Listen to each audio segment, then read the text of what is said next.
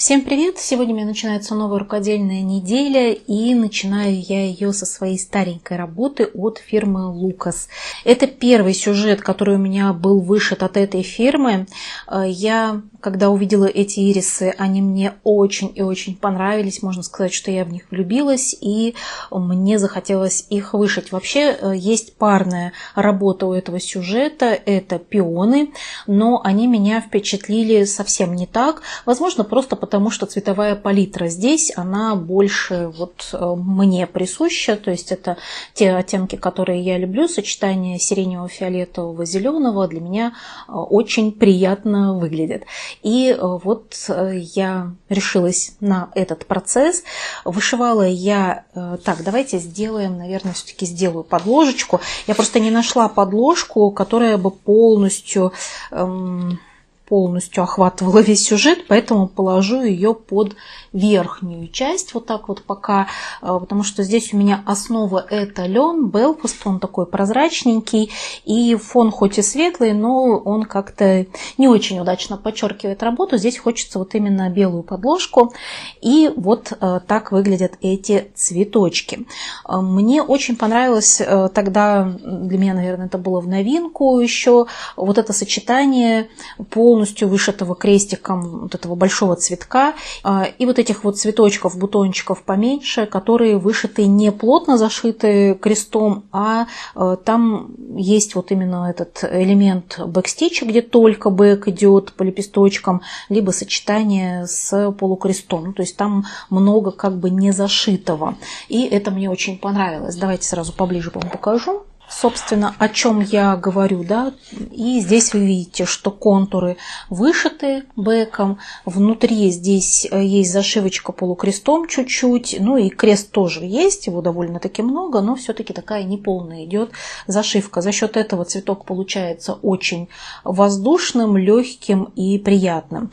Возможно, вы видите, что основа немножечко как бы слегка мятая, мне почему-то вот именно здесь не получается разгладить лен до конца, несмотря на то, что как-то обычно я с Belfast сильно больших проблем не испытываю вот в этом моменте, но здесь вот как-то вот он не хочет разглаживаться.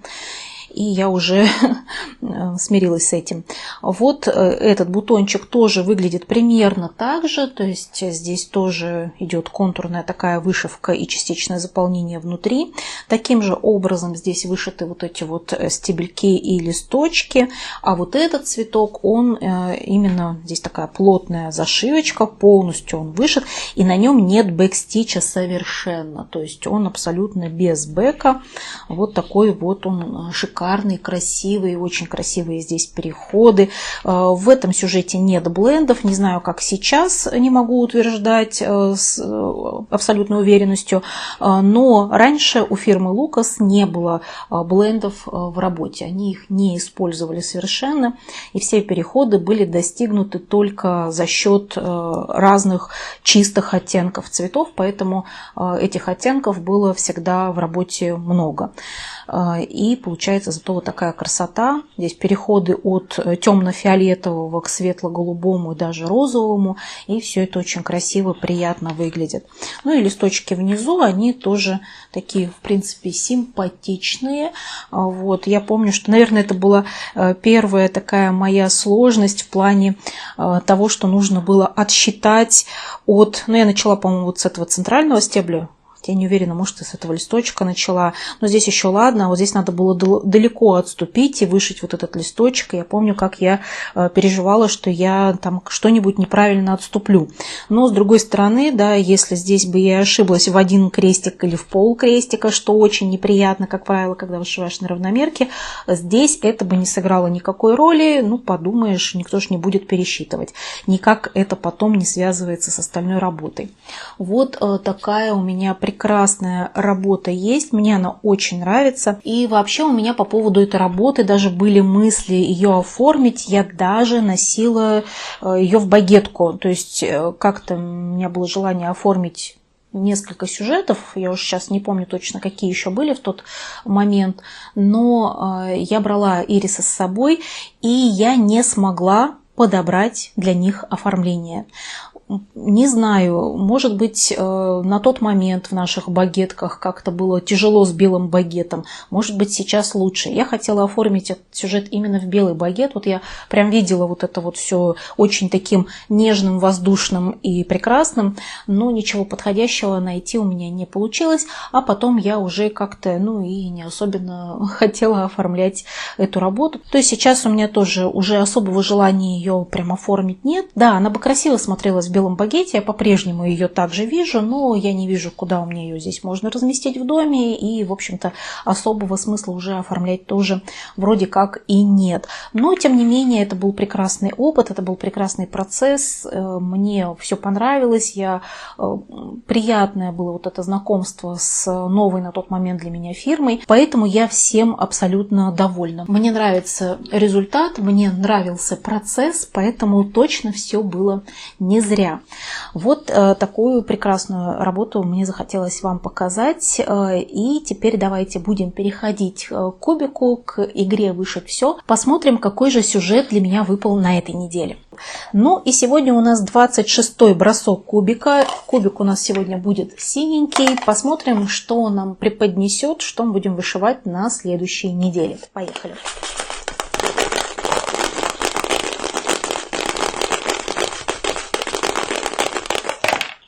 Итак, на следующей неделе мы будем вышивать работу под цифрой 3. Почему-то я даже не удивлена, я не знаю, сейчас вот как раз у меня мысль мелькнула, думаю, я озвучила статистику, назвала тройку аутсайдером, и, видимо, возможно, сейчас она выпадет. Да, выпала тройка, я рада, как, наверное, многие, самому факту выпадения тройки, потому что, все-таки давно, очень давно ее не было, но у меня по тройке живут имбирные снеговики, и это не то чтобы мой самый любимый процесс, но это на самом деле не важно. Значит, я буду вышивать снеговиков. И на этой неделе, внезапно, когда уже все расслабились и перестали ждать тройку, выпала именно она. У меня под тройкой находится работа вот эта, имбирные снеговики от Совиного леса. И на данный момент эта работа не находится в моих любимчиках. Может быть, кто-то за них расстроится, за этих снеговичков, за таких очаровательных и милых. Ну, а может быть и нет. Ну, что смогу с этим поделать? Она вроде бы и симпатичная, и вроде бы неплохо вышивается, и в целом довольно все это мило. Но что поделать, есть работы, которые привлекают больше мое внимание, которые больше мне нравятся по результату. И, к сожалению, вот имбирные снеговики не в топе в данном случае находятся. Но с другой стороны, все равно я эту работу вышиваю, как видите, не забрасываю, никуда ее не отложила, никакой ее отпуск не отправила. Она у меня вышивается, и на прошлой неделе она у меня даже перешла в финишную категорию, и вот, видимо, решила стремиться к финишу изо всех сил. Так как выпала она в игре «Вышить все», там у меня в игре стоит норма в 1000 крестиков, поэтому, конечно же, 1000 крестиков я здесь обязательно добавлю. На прошлой неделе я здесь оформила вот этот вот уголок, у меня появился вот этот снеговичок, начала вышивать следующего. Кстати, снеговички вышиваются здесь, на мой взгляд, легче всего. Вот цифры, они какие-то более муторные, то есть как-то тяжеловато они немножко идут. А что касается снеговичков, они вышиваются очень даже легко. Может быть, за счет того, конечно, что здесь много белого цвета, а белый здесь как раз это единственный цвет, который без переходов, и поэтому можно просто вправо-влево, обычно как мы шьем рядами, его вышивать, и это проще. Может быть, по этой причине, может быть, не знаю, наверное, все-таки это основная причина. Вот, поэтому я рассчитываю на то, что так как у меня основная масса снеговиков, она же вверху здесь идет, значит, снеговичков у меня осталось еще довольно много, поэтому я рассчитываю на то, что работа тоже будет такими рывками продвигаться, когда я буду вышивать снеговиков. В этот раз мне нужно сделать, как я уже сказала, 1000 крестиков, но вот полагаю, что в этой части 1000 крестиков не наберется, поэтому я немножечко еще повышиваю, наверное, вот нижнюю часть снеговика, назовем это так, вот здесь, потом раму передвину и спрячу всю эту вышитую красоту, буду вышивать уже верхнюю часть. Видимо, план у меня такой. Посмотрим, что появится. Я постараюсь наверное, вот этого снеговика не прятать, как-то вот до середины часов, наверное, вот так сдвину. Но если у меня не будет вверх входить, ничего страшного, потом еще раз тоже раму передвину. Значит, начинается у меня неделя вот с такого вот зимнего процесса. Так, далее я буду выбирать сюжет по рулетке из моих 3 основных процессов. Пока, так, рулеточка. Здесь у меня 3 сюжета. Баба-Яга от Панны, Венок всех сезонов от Dimensions и Жирафы. Так, у нас кто-то один выпадал. Венок, по-моему, что ли, да, выпадал один раз. В основном выпадали жирафы всегда. Правильно? Правильно. Если сейчас выпадут жирафы, ну, что делать? Будем вышивать жирафов, они у нас на финишной прямой. Хотя с большей радостью я повышивала, наверное, Венок или Бабу-Ягу. Ну, в принципе, и жирафы тоже нормально. Ладно, поехали. Будем выбирать. Выбирать. Зато если жирафов закончу, можно будет что-нибудь новенькое сюда добавить. Правда же? Ну, неужели опять жирафы? И да, это будут жирафы. Ну что ж, из новогоднего сезона переходим в жаркую саванну. Итак, жирафы от Анкор. И здесь осталось немного. Готово 90%. У меня последний, уже даже не месяц, уже больше, жирафы вышиваются просто еженедельно. Причем, заметьте, я сама их не беру. Это всегда либо голосование где-то, да, либо на Ютубе, либо на Бусти, либо это игра. И вот они постоянно как-то выпадают. То есть такое чувство у меня, что они вот очень хотят быть завершенными. Я немножечко вроде так уже от них подустала и так чуть-чуть отстраняюсь, но они очень настойчивы. И у меня, конечно же, двоякое чувство, потому что, с одной стороны, мне очень уже хочется их закончить, потому что осталось-то вроде как всего ничего.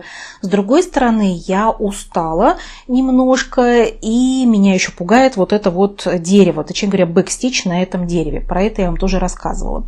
Значит, план. Какой у меня будет план в этот раз? Я сейчас вот посмотрела. Сначала я думала, может быть, вышить весь полукрест и оставить бэкстич на потом. Но, наверное, нет. Наверное, я все-таки сделаю таким образом. Я заполню вот все пустоты между ветками дерева. То есть закончу именно полукрест вышивать на вот этой части с деревом. И начну делать бэкстич. Потихонечку, полигонечку, помаленечку, может быть, где-то упрощая его, как уже вам рассказывала, не думаю, что здесь это как-то очень критично. Вот буду делать бэк. То есть не знаю, сколько у меня здесь крестиков наберется, когда я закончу делать полукресты. Но вот бэк тоже повышиваю, и моя цель сократить оставшееся, ну, собственно, вышить 5%. Да, у меня 90 готово, мне нужно вышить 5%. Это будет по крестикам, по марафону где-то 1250. Вот к этой цифре я и буду стремиться. На прошлой неделе я продвинула более чем на 1300 крестиков, но там я вышивала только... нет, не только полукрест, там я вышивала еще и бэкстич тоже, да. Ну, в общем, вот, здесь тоже постараюсь как бы частично бэк сделать, частично полукрест, и надеюсь, что благодаря этому 1250 крестиков я вышью. Вот такой у меня здесь план.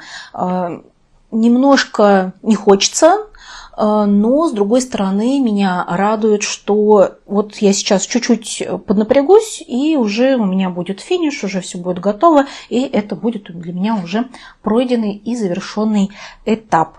Вот так.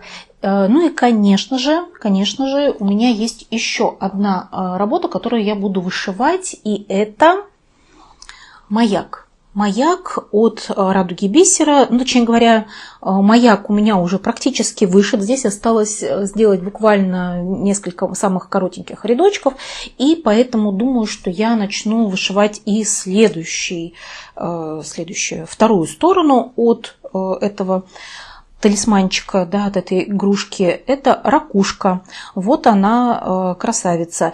И я буду начинать вышивку сверху. Надеюсь, очень сильно рассчитываю на этот кружочек, что он мне подарит больше приятных впечатлений, чем сторона с маяком. Вот. Я помню, что на прошлой неделе я вам говорила про старты. Я обещала вам, что мы будем чего-нибудь новенькое начинать, и обязательно будем, но сделаем это во второй половине этого видео, и я еще до сих пор точно не знаю, какой процесс я начну. Я вот перед собой их разложила и немножечко так мечусь между ними, потому что, ну, в общем, есть у меня какие-то доводы за и против каждого сюжета. Поэтому я еще пока в раздумьях, но мы обязательно с вами стартанем. Так что оставайтесь со мной, увидимся уже через секунду и посмотрим, что у меня продвинулось и что я буду вышивать дальше. Итак, мои продвижения. Начнем мы с финиша одного кружочка, до завершения половины работы. И это маяк, который вот теперь уже выглядит таким образом. И когда он целиком готов, все более-менее вроде бы смотрится неплохо. Я посмотрела уже много фотографий с маяками, потому что девочки мне присылают варианты, которые получаются у них. И у некоторых подбор бисера действительно чуть-чуть другой, более гармоничный. Но у меня как есть, так есть. Естественно, перешивать я ничего не буду, подбирать заново я тоже ничего не буду. Поэтому, ну, вот такой вот маяк, такой вот результат у меня получился. И я начала вышивать второй кружочек, вторую часть с ракушкой. Но здесь у меня самое-самое такое начало. Тут что-то даже нитку не дошила. Ну, в общем, сколько вот успела вышить, столько успела. Немного в общей сложности, потому что тут совсем чуть-чуть оставалось, и тут совсем тоже сделала немножечко. Но надеюсь, что вот все-таки эта часть меня порадует в итоге больше. Посмотрим, как она будет выглядеть. В любом случае, я, конечно же, закончу эту работу и соберу этот маячок, наверное, соберу этот талисманчик в смысле. И давайте теперь будем переходить к продвижениям, которые более у меня значительные получились и которые я вышивала крестиком. Ну, работы, которые я вышивала крестиком. Давайте сначала посмотрим на снеговиков. Имбирные снеговики от Совиного леса. Эта работа выпала в игре «Вышить все». Выглядела она так, как вы видите сейчас на экранах. Я раму переставила, но так получилось, что я не все спрятала, и большую часть, наверное, даже можно сказать, видно. Думаю, продвижение будет заметным. Теперь работа выглядит вот таким образом. И здесь, я полагаю, вы заметили, что у меня появился вот этот снеговичок. Наверное, видно, появилась вот эта часть. Здесь я дошила коричневым цветом структуру или как основу часов. И теперь у меня коричневый цвет вышит полностью. Больше его нигде нету, но только вот в центре вот этих часиков используется. И теперь я его дошила. И немножко я повышивала вот с этой стороны колпачок следующего снеговика, шапочку, потому что когда я вот этого вышила, посмотрела, что здесь у меня, ну, ниже как бы не вышитые крестики есть. Думаю, надо раму переставлять, вышью на всякий случай. То есть я здесь чуть-чуть продвинула, чтобы, ну, вдруг потом не спрятать это дело под раму. Но оказалось, что здесь у меня все-таки по высоте уже не так много вышивать. У меня достаточно большой запас по ткани, такой хороший. И поэтому вот получается как-то все таким образом. Я надеюсь, что мне хватит вот этого пространства, чтобы здесь вышить всю оставшуюся часть. Но я думаю, что в следующий раз я начну с того, что буду заканчивать именно часы, именно циферблат. Вышью вот здесь вот эти цифры и рамочку, или как сказать, вот это вот обрамление такое бело-желтенькое тоже вокруг часов буду делать. А потом уже остальных снеговиков буду вышивать. Но ощущение, что все-таки уже немножко остается. В этот раз, кстати, я вышила чуть больше 1109 крестиков у меня получилось.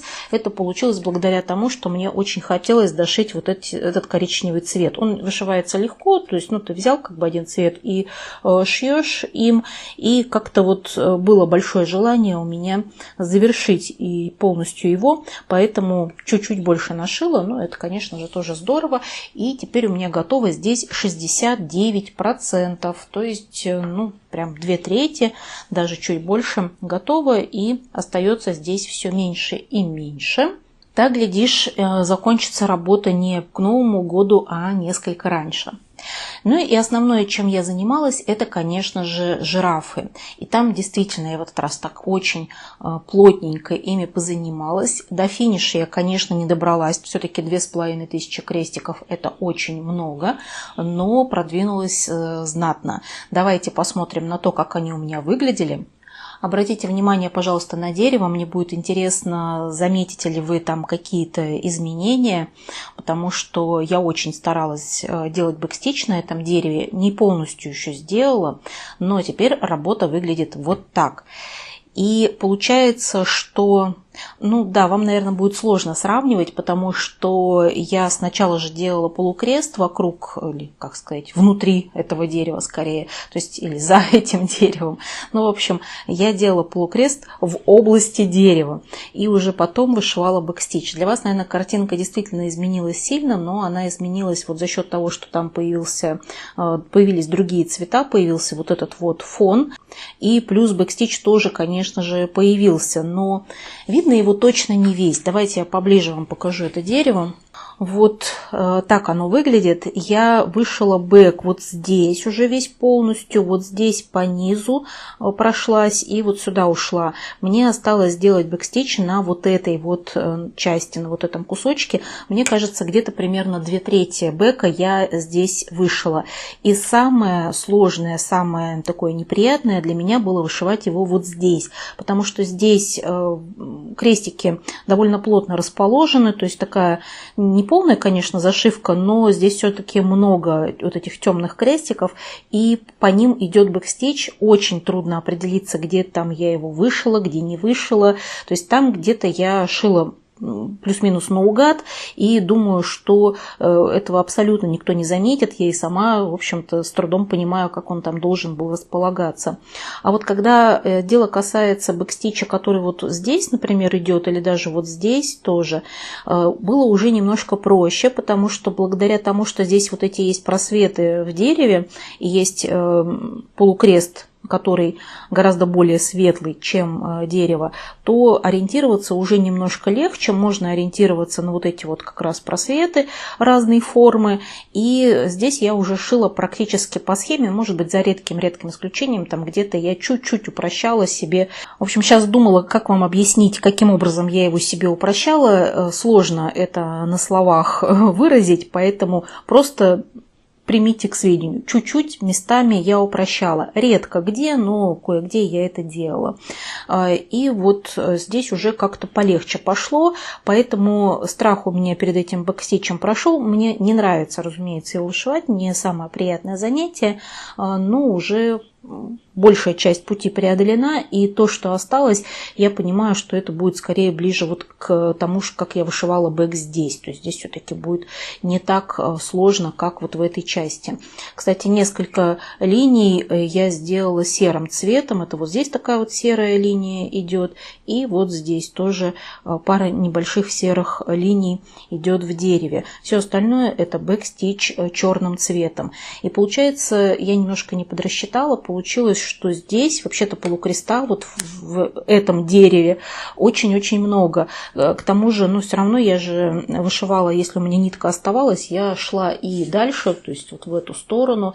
И здесь я тоже кое-что заполняла. Не буду же я оставлять нитку недошитой, только чтобы вот остановиться на дереве. И получилось, что когда я вышила уже вот весь полукрест, у меня, ну, почти, наверное, набралось на ту цифру, которую я хотела вышить, и плюс вот еще много бэка, который я сделала. В общем, в итоге у меня прибавилось 1727 крестиков, да, если мы будем считать в крестиках, и готово у меня уже 97%.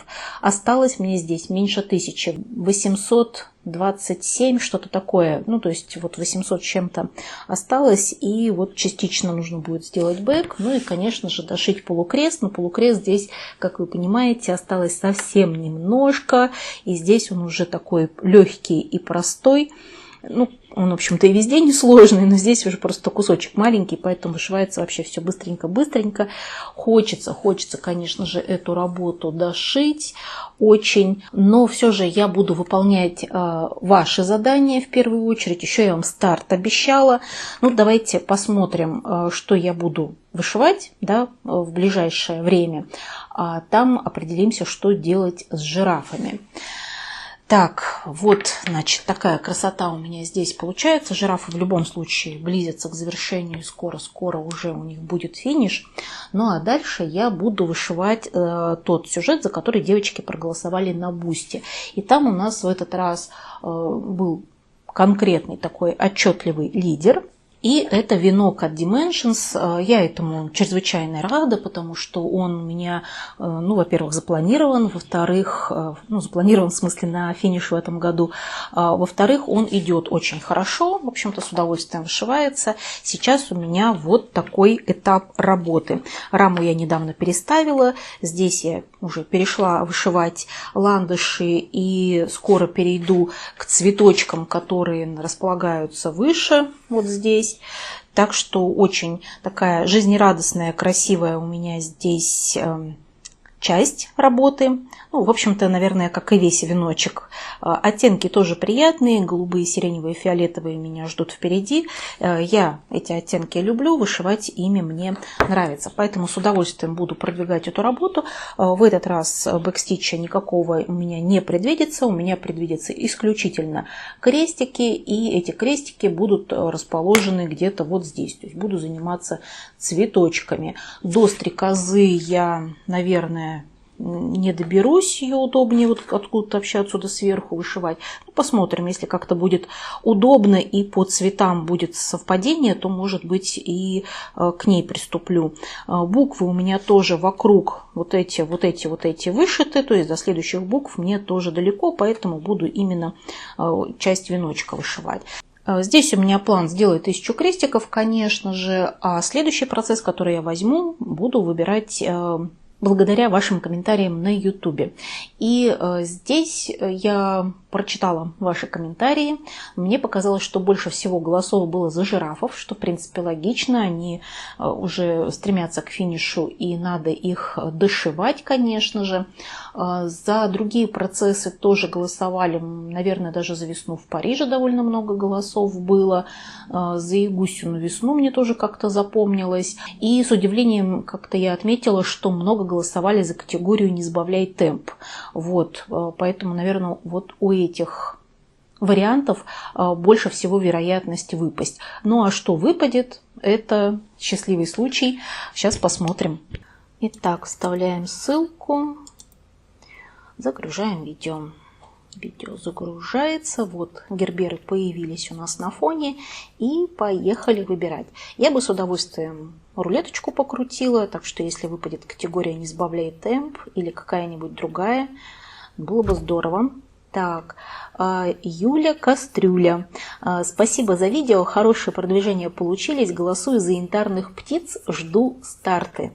Юля, спасибо огромное вам за комментарии. Спасибо за то, что смотрите мои видео. Очень хорошо помню Юлин ник и знаю, что это постоянный мой зритель. Ну что ж, значит, будут янтарные птицы. Достаем именно птичек. Итак, птички выглядят у меня сейчас вот таким очень прекрасным образом. Очень красиво они расположились у меня в этих куснапах. И просто любовалась. В принципе, уже так можно работу завершить. Согласитесь, выглядит достаточно завершенным этот сюжет. Но мы знаем, что у нас вообще-то есть еще и вторая часть, которая симметричная, которая расположена справа от этого центрального элемента. Поэтому я всю эту красоту спрячу, оставлю только кусочек этого центрального элемента и передвину раму в эту сторону. Буду вышивать то же самое с другой стороны. 1000 крестиков должна прибавиться. Птички у нас в финишной категории. Там все тоже идет к завершению дела. Так что я, в общем-то, за них рада и с удовольствием их повышиваю. Хотя, честно говоря, надеялась на то, что в этот раз мне выпадут жирафы, чтобы с чистой совестью, скажем так, и их завершить, и старт новый сделать. А сейчас все дело усложняется. Но все же давайте поговорим про то, что я буду стартовать на этой неделе. Старт все-таки тоже очень и очень хочется. Я долго думала и решила, что все-таки я хочу, вот прям очень у меня руки тянутся к такому большому старту. Этот сюжет я хотела бы начать летом, я говорила вам про это в планах на лето, но у меня были сомнения из-за того, что он очень большой. В нем 40,5 тысяч крестиков. По размеру он у нас получается 28 на 46 сантиметров. Это сюжет от фирмы Нова Слобода «Летняя рапсодия». Но все же я вот смотрела на него и понимала, что хочу. Ну, а раз хочу, то надо начинать, потому что все-таки такие большие сюжеты, и мне на них настроиться не всегда легко, потому что я сразу думаю о том, как долго это будет длиться, и что я какое-то еще продолжительное время, может быть, не смогу начать еще что-то большое, что-то другое большое. А в последнее время мне как-то хочется какие-то не слишком маленькие работы начинать почему-то. Ну, в общем, раз руки тянутся, надо делать, надо пользоваться моментом. И поэтому будет у нас вот такой сюжет от фирмы Нова Слобода. Давайте откроем, посмотрим поближе на картинку без бликов. Вот так здорово получится. Они очень яркие. Вероятно, мне просто хочется сейчас вот этих ярких оттенков. И я просто представляю, как я буду ими вышивать. Я знаю, что многие не любят нитки от Новой Слободы, но мне нравится ими вышивать. Я вообще никаких проблем не испытываю с ними. В общем-то, вышивала у них два вида ниток. Есть Аврора и Пальмира. Я вышивала и теми, и другими, и все нормально у меня с их нитками. Я дружу, поэтому я с удовольствием, радостью буду вышивать эту работу. Так, давайте будем смотреть, какая здесь основа. Основа здесь тонированная, это Аида. Вот таким образом она выглядит. Покажу вам вот так горизонтально, она лучше в кадр помещается. Вот это верх, вот это у нас низ. То есть здесь основа тонированная. И получается, что этот фон будет у нас проглядывать совсем немного. Вот он в большей степени будет по левой стороне виден, немножко вот здесь вот в углу тоже будет виден, и совсем чуть-чуть где-то еще будет просвечивать, ну вот справа чуть-чуть будут просветы, а вот здесь в центре, по-моему, полная идет зашивка, а вот по краям тут есть просветы. И будет просвечивать не белая основа, а вот такой приятный фон. Так, у нас здесь отметка по поводу центра есть вот здесь и вот здесь. Нужно будет определить центр, и начинать я буду из центра. То есть такие работы на тонированных основах я все-таки предпочитаю начинать оттуда, откуда предлагает начинать производитель. Чтобы все-таки свести к минимуму возможность ошибки, что где-то что-то там не так будет, но, скорее всего, опять же, буду спускаться потом от центра вниз и уже потом снова снизу идти вверх. Наверное, так. Ну, это пока я так предполагаю, а как там пойдет, посмотрим. Здесь сразу вот идет иголочка, у нас в основе есть схема. Схема у меня есть электронная, перенабор у меня есть, поэтому я буду вышивать именно по нему. Здесь практически вся вышивка выполняется в 2 нити. Есть буквально парочка блендов. И в полукресте тоже, полукрест идет тоже в 2 нити, и парочка блендов тоже есть в полукресте. Бэк-стич вышивается 6 цветами, весь бэк делается в 1 нитку, и вообще здесь бэка немного, то есть, ну, вот по моим впечатлениям, ощущениям, потому что я там заглядывала в сагу тоже посмотреть, как чего там, бэка немного. Цветов много, и давайте посмотрим на нитки. Видите, какая тут красотища, смотрите, какой восторг. шикарные, прекрасные цвета. Такие вот они чудесные. Мяконькие ниточки, они идут не пасмами, они идут каждая ниточка отдельно. Многие говорят, что они похожи на швейные нитки. Ну, не знаю, как бы, может быть и похожи, может быть, мне кажется, если взять нитки Мулинер, соединить их по одной, ну, такие вот стандартные, да, какие-нибудь DMC, и тоже так вот навесить, наверное, тоже будет похоже на швейные. Мне почему-то так кажется. Ну, в общем, мне нравится вот эта вот палитра красивая. Больше, конечно, мне вот эта косичка нравится. Она более яркая, такая красивая.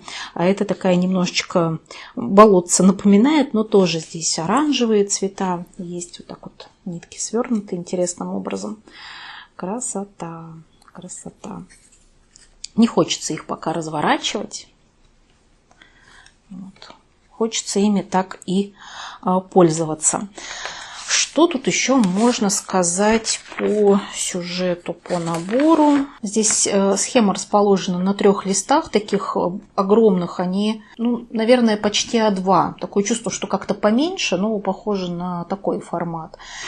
Здесь у нас есть инструкция, как чего шить. Ну, это такое стандартное. Ну и, в принципе, все. Вот. В принципе, все. Вот так. Давайте сейчас ниточки приложим к основе. Такая будет красотища. Очень хочется приступить к этой работе. И если бы у меня уже были завершены жирафы, либо они бы у меня были, наоборот, более далеки от финиша, я бы вот все оставшееся время уделила именно этому новому процессу. Но так как мне очень хочется закончить жирафов, я постараюсь сделать и то, и другое. Ну, то есть я постараюсь начать эту работу и завершить жирафов. Естественно, этому сюжету достанется времени меньше, чем могло бы, если бы я не вышивала жирафов. Но хочется верить, что жирафы не будут капризничать и дадут мне возможность закончить их быстренько. Я уже бэкстич тут делать как-то более-менее навострилась, поэтому надеюсь, что времени он у меня уже займет не так уж много. Я буду его делать без всякого визуального и аудиального сопровождения, чтобы сосредоточиться только на нем и чтобы этот процесс шел побыстрее. В общем, очень рассчитываю на то, что я смогу быстро достаточно это сделать, чтобы уделить процессу, работе от Новослободы тоже достаточно времени, чтобы что-то вразумительное здесь уже вышить. Ну, понятно, что старт он может быть разным, 10 крестиков это тоже старт, но я все же люблю, когда большее количество крестиков. Я надеюсь, что хотя бы крестиков 300-500 у меня сделать здесь получится. Ну, может быть так, я куда-то уже убрала, тут заложила чем-то другим бисерный свой процесс, может быть там тоже будут какие-то продвижения, но больших точно не будет, потому что я постараюсь максимальное количество времени уделить своим крестиковым работам. Ну что ж, планы обозначены на ближайшее будущее. Планов громадье, финиш, старт и продвижение как минимум по 2 процессам. Так что пошла их как-то выполнять, реализовывать, отдыхать некогда. Буду вышивать все свободное время. Покажу вам результаты в конце недели, так что оставайтесь со мной, увидимся через секунду. Ну что ж, давайте смотреть, что я навышивала. Начнем мы с венка от Dimensions. Давайте посмотрим, как он у меня выглядел до этого подхода. Там немножечко не хватало до 50%, 49,5% было что-то такое. И я вышила 999 крестиков. Да, не будем придираться к формальностям. Теперь веночек выглядит вот так. Я вышивала цветочки, собственно, про которые вам и говорила, вот эти все такие синенькие, немножко белым тут повышивала, желтым, чуть-чуть добавила зелени. Ну, в общем, была сосредоточена именно на вот этой части, и, собственно, здесь кусочек и прибавился. Вышивала здесь все прекрасно, в общем-то, как обычно. Давайте покажу чуть-чуть поближе. Вот так замечательно тут все проявляется, появляется и вышивается. Я с радостью буду продолжать вышивать работу дальше. Посмотрела, обратила внимание, что у стрекозы, которая вот здесь вот рядышком уже расположена, цвета используются в ней примерно те же, ну, по крайней мере, часть, но все-таки мне было не очень близко до нее, то есть не хотелось мне отсчитывать, боюсь я немножечко ошибиться. А вот если я буду начинать ее вышивать сверху, здесь она крылышком цепляется за сам веночек, за листок вот здесь, вот эта стрекоза тоже здесь вплотную к венку, поэтому отсчитывать вообще ничего не нужно будет, и, вероятно, я буду вышивать вот этих двух стрекоз, может быть, даже одновременно, когда вот вышью этот кусочек, и мне они будут доступны обе. Ну, пока у меня получается вот так. Все нравится, все прекрасно и замечательно. 52% теперь готово в веночке, половину мы пути прошли, учитывая то, что как раз, в общем-то, середина года, да, ну, да, чуть больше, но и в процентах тоже у меня чуть больше, поэтому все идет по плану, но я всегда с удовольствием повышиваю веночек, поэтому голосуйте за него. Если я его закончу чуть раньше, чем Новый год, тоже будет прекрасно. Следующая работа, на которую мы с вами посмотрим, это будут ночные трели янтарных птиц от Совиного леса. Давайте покажу вам, как работа тоже выглядела, хотя сейчас там все сильно изменилось, потому что раму я переставила. Здесь я вышила 1095 крестиков, и теперь работа выглядит вот так. Я, как вы понимаете, переставила раму на правую сторону, и здесь я начала с того, что вышивала вот эти вот серые элементы, вот здесь. И вот этот вот серый элемент, они довольно объемные по крестикам получились, что-то там 740, по-моему, что ли, крестиков в них вышло. Наверное, сюда же попали и некоторые коричневые крестики тоже. Ну вот, а потом уже я перешла к желтым ярким оттеночкам и вышила самым светлым желтым и более темным желтым тоже начала вышивать. Ну вот, собственно, видите, что у меня вот здесь цветок появляется, здесь еще ну, такой он составной соцветие такое большое из маленьких цветочков. Здесь будут еще оранжевые, вот как здесь выглядывают. И я начала вышивать птичку. Почему-то я вот здесь долго-долго ковырялась. Начала я с лапок, вышивала коричневым цветом вот эту вот веточку, и тут же было удобно, уже отталкиваясь вот от этой серой, вышить вот хвост птицы. Вот здесь у нее немножко на пузике лапка и хвост птицы. И почему-то я вот на вот этой части с лапкой я прям застряла. Что-то у меня там не складывалось. Я запуталась, и именно вот в этих переплетениях Белфаста начинаю вышивать, вроде все нормально, потом где-то мне что-то не нравится, у меня ощущение, что не сходится. В общем, несколько раз я тут перешивала, но вроде бы сейчас все нормально. Надеюсь, что дальше тоже все пойдет хорошо и каких-то больших проблем не будет. В остальном все прекрасно вышивалось. Я не знаю, почему я застряла именно в этом месте, что там не так. Возможно, из-за того, что все-таки это лен, и бывают здесь вот эти такие толстенькие переплетения, рядом могут быть очень тоненькие переплетения, ниточки, да, вот эти сами.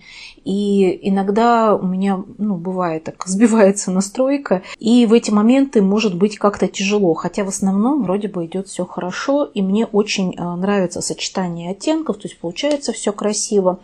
Мне нравится, что здесь такие элементы не очень широкие, не очень большие, и я зачастую вышиваю не закрывая каждый крестик отдельно, а рядочками, потому что здесь ряды, они не широкие. Например, вот здесь вот в хвосте у птицы я просто иду сначала там вот по одному вот этому перышку там вниз, потом по второму вверх и потом снова вниз, например. То есть примерно вот так иду. И вот в ветках вот в этих тоже. Да, если рядочки длинные, как вот здесь, например, то понятно, что приходится закрывать каждый крестик, но вот стараюсь этого избегать, особенно в этом сюжете. У меня почему-то здесь мне не нравится, как получаются крестики, когда я закрываю каждый крестик отдельно. Когда рядочками вышиваю, все хорошо, мне все нравится, а когда каждый крестик отдельно, иногда ничего, иногда прям очень не нравится. Поэтому вот стараюсь здесь такими короткими рядочками вышивать.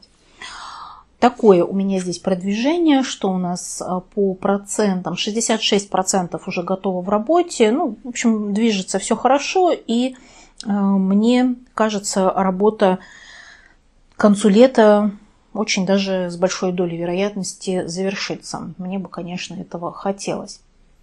Теперь давайте поговорим про мой старт. Прекрасная летняя рапсодия от фирмы Нова Слобода.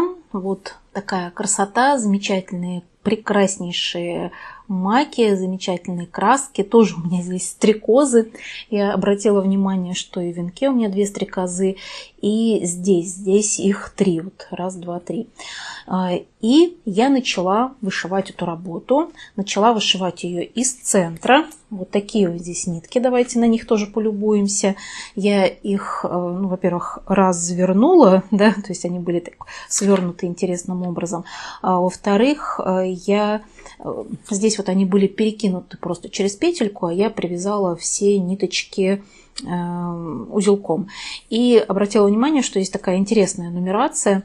Идет, вот смотрите, на одном органайзере идут номерочки вот здесь до 14, разворачиваются вот здесь до 20, а на следующем органайзере начинаются с 29. То есть почему-то вот сюда не стали прицеплять нитки с 21 по 28 и начали с 29. Очень странно, но то есть я думала, неужели здесь 42 цвета? Оказывается, нет, поменьше получается, но это удивительно, в общем. Так, еще по ниткам сразу скажу. Я вообще сначала, когда вот их так перевесила, я решила, что заплету-ка я их в косы. Они, наверное, будут прекрасно смотреться в косах. Я заплела косы, но буквально вытягивая первую же ниточку, я поняла, что нет, надо расплетать.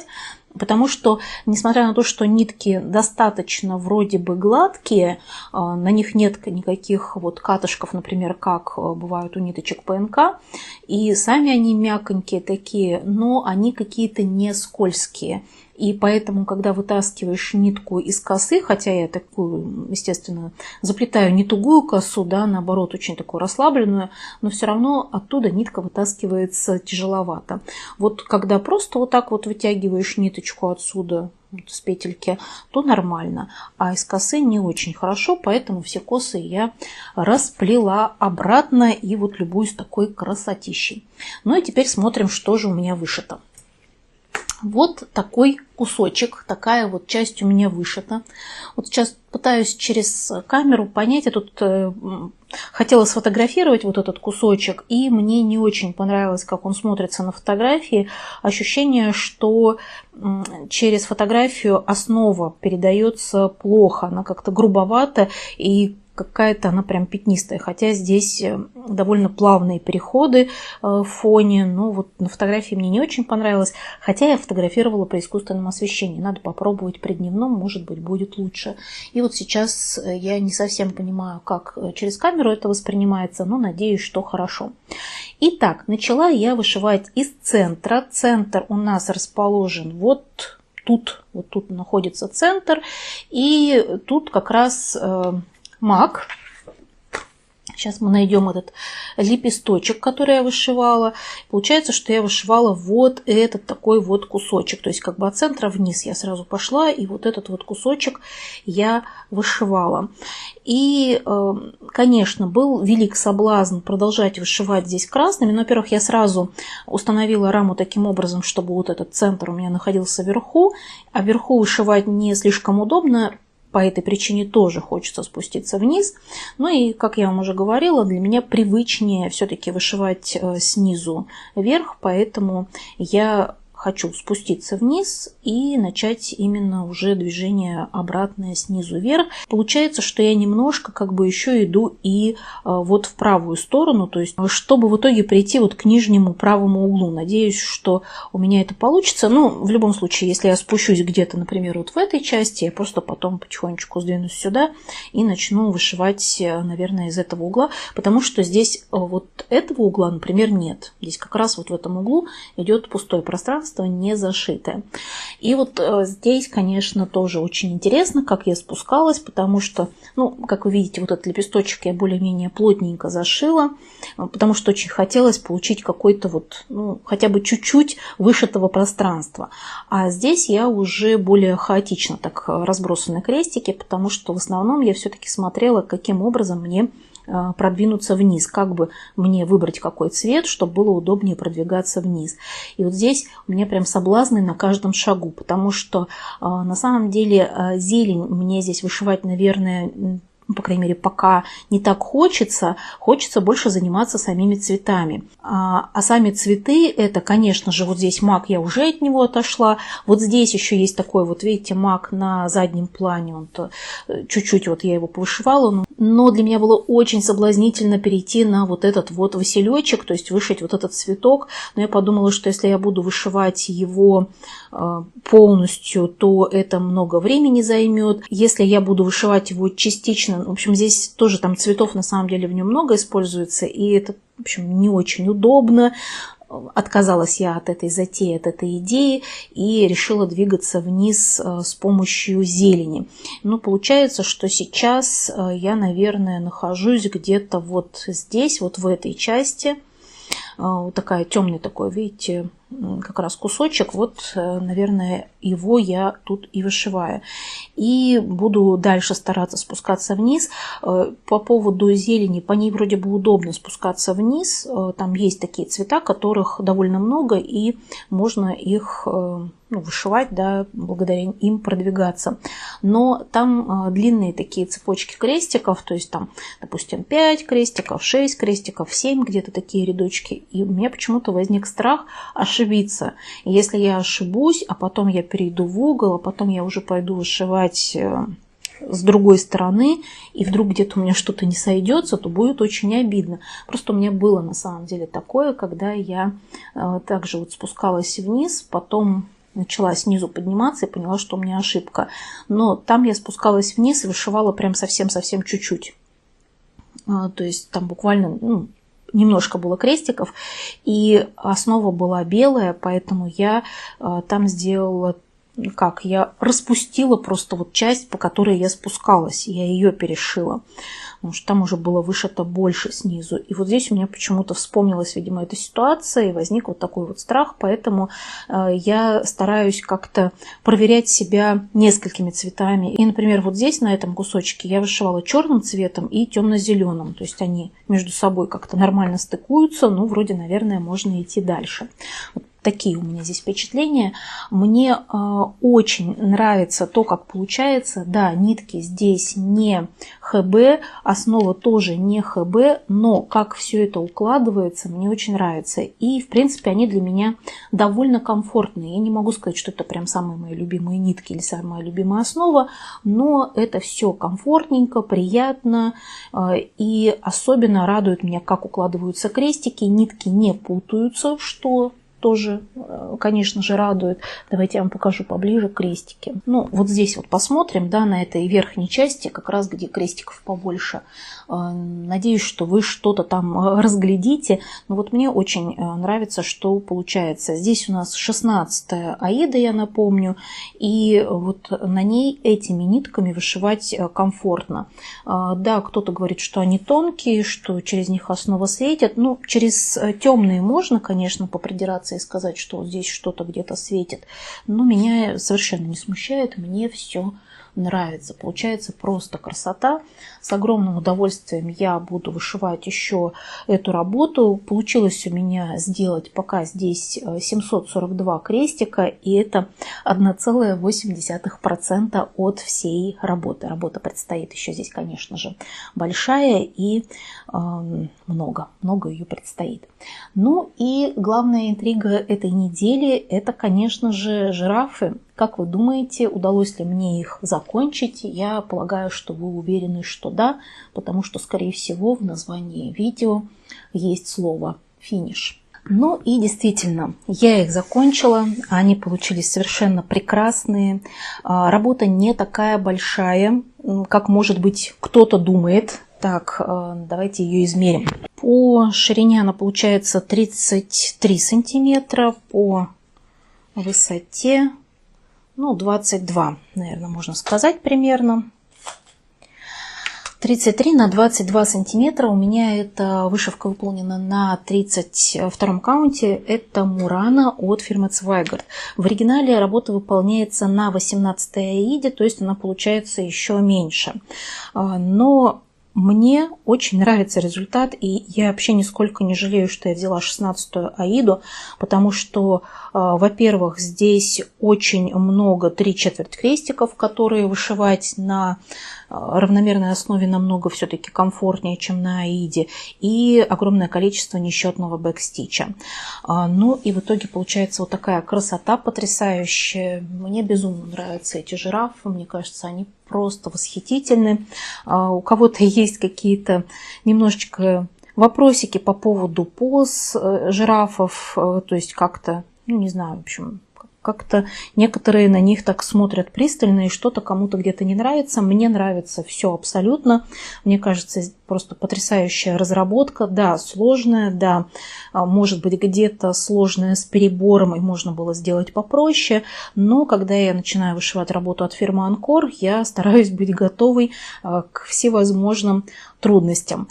И здесь мне оставалось уже немножко, то есть мне нужно было закончить немного неба и дошить бэкстич на дереве, что, собственно, я и сделала. Дерево получилось тоже классное. Вот, несмотря на то, что я, конечно, ворчала и боялась вышивать этот бэкстич, но оно получилось просто шикарное. Давайте тоже поближе вам эту работу покажу.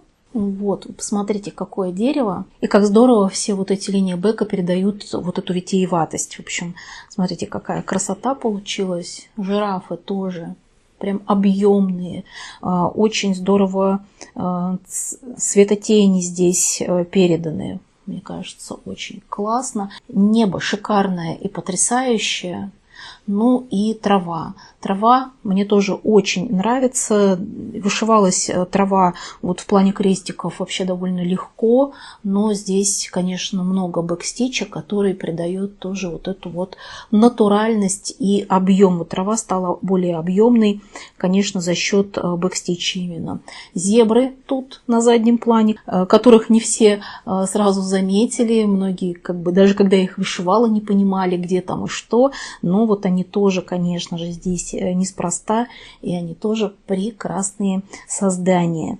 В общем, мне здесь нравится абсолютно все. Очень я довольна этой работой. Давно о ней мечтала и нисколько не жалею, что все-таки я решилась на то, чтобы вышить по вот просто электронной схеме, которую нашла в интернете. Купила нитки Анкор, то есть вышивала я нитками Анкор. И вот смотрите, сколько у меня ниток осталось. Естественно, так как у меня нет запасов ниточек Анкор, то я вышивала ими, покупала их целыми моточками. Некоторых моточков я брала несколько штук. Вот этот цвет, например, у меня закончился 382. Мне этого моточка хватило только-только, но я полагаю, что у меня вот здесь вот есть запасной 382 цвет. Я подозреваю. Да, тут у меня еще остались целые моточки. Это вот черный 403 и вот как раз 382 тоже целенький остался. Вот 884 тоже лежит, потому что, ну, видимо, я просто перемотала их сразу оба. Ну вот тоже достаточно было бы одного. Ну, ничего страшного, что у меня остались какие-то нитки, потому что я еще планирую вышивать некоторые сюжеты от фирмы Анкор подбором, и полагаю, что ниточки мне тоже, конечно же, пригодятся. Вот теперь можно делать заказ на какие-то следующие дизайны, потому что я уже понимаю, сколько у меня здесь ниток осталось, сколько свободно. Хочу сразу сделать заказ, наверное, на, ну, как минимум 2 сюжета, чтобы сразу посчитать вместе, сколько нужно тех или иных ниток, потому что, наверное, пересечения какие-то будут. Ну вот, я безумно рада такому финишу. Очень-очень он мне нравится. И что сказать? Любуюсь, буду рада, если вы напишите, как вам мои жирафы. Вообще, давайте подведем итоги. У меня сейчас на данный момент получается Снова 11 процессов. На этой неделе у меня один финиш и один старт были, то есть как бы замена такая произошла, и поэтому снова у меня 11 процессов. Кстати, благодаря этому, благодаря финишу в смысле, у меня теперь замена идет и в игре «Вышить все». Там у меня вместо жирафов их место займет Ягусина весна. Это, я думаю, пойдет ей на пользу, увеличит ее шансы на продвижение. И еще у меня произойдет замена в рулетке в основных процессах, где у меня всего 3 сюжета. Там девочки на бусте проголосовали за РТО. Ну, там, в общем-то, я предоставила им не такой широкий выбор, из 2 сюжетов они выбирали. И вот за РТО проголосовало больше, поэтому в рулетке будет РТО «Весна в Париже». Вот такие замены. И теперь смотрим на коллаж. В коллаже у меня по-прежнему 10 процессов, потому что из 11 моих начатых один бисерный, который здесь не указан. В категории «Хочу финиш» у меня 2 сюжета теперь. Это имбирные снеговики, в них вышивать еще почти 6000 крестиков, чуть меньше. Янтарные птицы от Совиного леса, в них осталось вышивать около 4000 крестиков. Категория «Не сбавляй темп». Кто-то в комментариях назвал ее женская категория, как-то так. Да, здесь действительно Баба-Яга от Панны, Северная сказка от Золотых ручек и Гусина весна от Золотых ручек. Но теперь эту женскую компанию здесь у нас разбавляет венок от фирмы Dimensions, потому что он тоже перешел в эту категорию, благодаря тому, что вышивался на этой неделе, и в нем еще предстоит вышивать более 16 000 крестиков, но все-таки уже он у нас в средней категории. Категория «Думай о великом». Здесь 3 сюжета стареньких: «Лонгдог», «Весна в Париже» и «Слон от Анкор». На этой неделе я их в работу не брала, и к ним добавился дизайн от фирмы Новослобода «Летняя рапсодия». Изначально в этом сюжете более 40 000 крестиков, и сейчас осталось вышивать чуть меньше 40, 39 777 крестиков осталось вышивать в этом сюжете. Вот такие у меня изменения. Много так изменений, что-то из категории в категорию пришло, финиш, старт, в общем, что-то. Много всего где поменялось, в играх тоже. Так что я буду рада вашим комментариям. Напишите, пожалуйста, как вам эти изменения, как вам мои жирафы понравились в итоге или нет. Многие мне пишут, что изначально как-то не очень понимали этот сюжет, не очень его разглядели. Но вот чем дальше работа продвигалась, тем она становилась интереснее. Вот мне интересно, как это было у вас. Были ли подобные метаморфозы, или вам изначально сюжет был симпатичен, или, может быть, так вы и не поняли, что же я в нем нашла. Такое тоже вполне может быть. Также буду рада, если вы что-то напишите по поводу моего старта, что вы о нем думаете. Ну и по остальным процессам, конечно же, тоже пишите. И обязательно голосуйте. Буду выбирать задания из ваших комментариев, поэтому вы можете голосовать за любой сюжет, который вы хотели бы, чтобы я продвинула на следующей неделе, или за категорию, тогда я буду выбирать из нее случайным образом. Ну а на сегодня это все. Благодарю вас за внимание. Здорово, что вы досмотрели это видео до конца. Спасибо. Очень жду ваши комментарии. Огромное спасибо девочкам на Бусти за поддержку. Если вы хотите поддержать мою деятельность, мой канал, то вы также можете сделать это на Бусти. Ссылочка есть в описании. На сегодня это все. Всего вам самого доброго. Увидимся. Пока-пока.